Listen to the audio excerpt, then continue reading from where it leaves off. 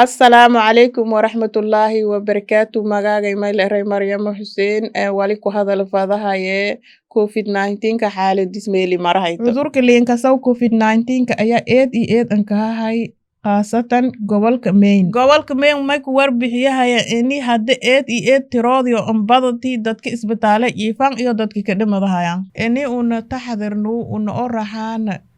sharciga cusub oo gudoomiye goboleedkana Miles Hanin Bandhiki oo kumid ah calaamada caafimaadka iyo qaabka badbaadada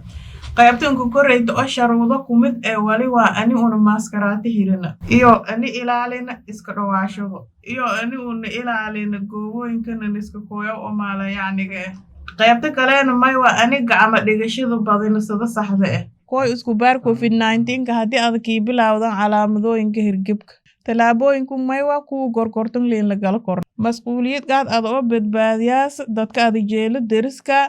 iyo bulshada si wada jar la dagaalamo korna xanuunku si wada jar iyo anis daryeelo korna si uu faafin fariintu xasuusanaa udurku mukato koorun megal i bilaan jinsi iyo da taxadirka badinoy si wada jar an soo bii korna arintu is ilaali adoo caafimaadka darweelasa